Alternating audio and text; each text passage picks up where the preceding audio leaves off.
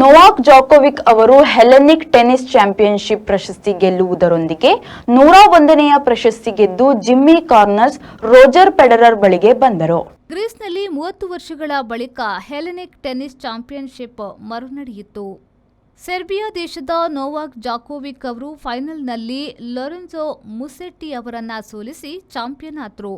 ಇದು ಅವರ 101ನೆಯ ಪ್ರಶಸ್ತಿಯಾಗಿದೆ. ಒಟ್ಟು ಪ್ರಶಸ್ತಿಯಲ್ಲಿ ಅವರು ಈಗ 3ನೆಯ ಸ್ಥಾನ ಏರಿದ್ದಾರೆ. ಟೆನ್ನಿಸ್ ದಂತಕಥೆಗಳಾದ ಜಿಮ್ಮಿ ಕಾರ್ನರ್ಸ್ ಒಟ್ಟು 109 ಹಾಗೂ ರೋಜರ್ ಫೆಡರರ್ 103 ಒಟ್ಟು ಟೆನ್ನಿಸ್ ಪ್ರಶಸ್ತಿಗಳನ್ನು ಜಯಿಸಿದ್ದಾರೆ. ಕಜಕಸ್ತಾನದ ಎಲೆನಾ ರಿಬಾಕಿನಾ ಟೆನ್ನಿಸ್ ಬಾಳ್ವೆಯ ಮೊದಲ ಎಟಿಪಿ ಪ್ರಶಸ್ತಿ ಗೆದ್ದಿದ್ರು. ರಿಯಾದ್ನಲ್ಲಿ ನಡೆದ ವರ್ಷಾಂತ್ಯದ $53,35,000 ಎಟಿಪಿ ಪ್ರಶಸ್ತಿಯನ್ನ ರಿಬಾಕಿನಾ ಗೆದ್ದುಕೊಂಡ್ರು. 2023ರ ಆಸ್ಟ್ರೇಲಿಯನ್ ಓಪನ್ ಫೈನಲ್ ಪಂದ್ಯದ ರಿಮ್ಯಾಚ್ ಆಗಿತ್ತು ಇದು.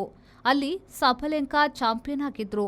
ಅದಕ್ಕೆ ಮೊದಲು ರಿಬಾಕಿನಾ 2022ರ ವಿಂಬಲ್ಡನ್ ಗ್ರ್ಯಾನ್ಸ್ಲಾಮ್ ಚಾಂಪಿಯನ್ ಆಗಿದ್ರು. ಈಗ ಮೊದಲ ಎಟಿಪಿ ಪ್ರಶಸ್ತಿಯನ್ನ ಗೆದ್ದಿದ್ದಾರೆ.